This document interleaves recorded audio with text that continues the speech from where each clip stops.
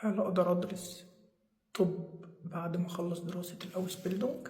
بص، دراسة الطب في ألمانيا مش سهلة وليها شروط. تمام؟ شروطها إن أنت تكون لغتك مش أقل من بيتس فاي، ممكن يطلبوا تي أينز، ده أولا. ثانيا لازم تكون واخد ثانوية عامة من ألمانيا، أو معاك سنة تحضيرية للثانوية العامة. يعني ايه السنة التحضيرية ديت؟ انت بتقدم عليها لو انت واخد ثانوية عامة من بره ألمانيا أو من بره أوروبا. طيب الموضوع سهل؟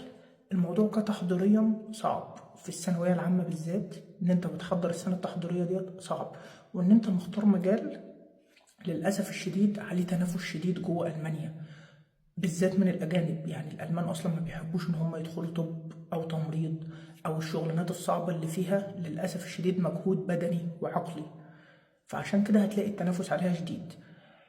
حاليا السنة التحضيرية برضه بيكون ليها امتحانات أوفنامة في الأول، إعست أوفنامة والكلام ده كله، فأنت لازم تكون عامل حسابك إن أنت لغتك تكون قوية جدا، لأن أنت بتقدم مثلا وليكن 500 واحد بيقبلوا منهم ما يكملش 100، ده في كل مكان مثلا، فاهمني؟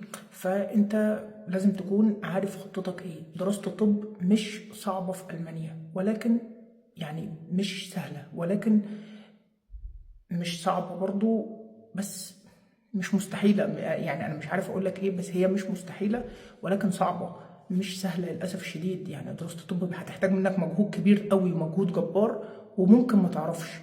ولازم تكون موفر تمن الحساب البنكي برضو في الفترة اللي انت هتقعد فيها في الاوس بيلدونج. يعني لازم توفر على الأقل 12,000 يورو شهريا. بقت الحساب البنكي المغلق حاليا 11,900 يورو علشان يقبلوا ان هم يغيروا لك فيستك.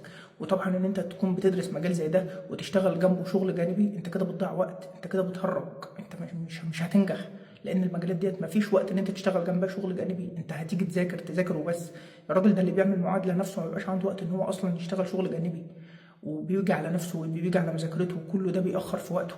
فانت حدد هدفك صح. يعني الطب هنا مش الحاجه اللي هي مثلا اللي انت لازم تموت نفسك عشانها. انا طبعا معاك ان انت بقى عايز تحسن من وضعك، مفيش مشكله خالص. هنا الطب هنا انت هتبقى دكتور في افضل نظام طبي في العالم، من افضل الانظمه الطبيه في العالم، انا ما اعترضش على ده. بس ما تتعبش نفسك على الفاضي وتدوخ نفسك وتحرق بنزين وتحرق مجهود على الفاضي. اجتهد، ادرس لغتك، تعال اعمل اوس بيلدونج، بعد كده تقدر ان انت يعني تمشي في طريقك. الالمان دايما بيقول لك مان كان داينوفيج شافن، يعني كل واحد يقدر يعمل ويحقق طريقه. فانت ان شاء الله بالتوفيق وخير، ربنا يوفقك باذن الله.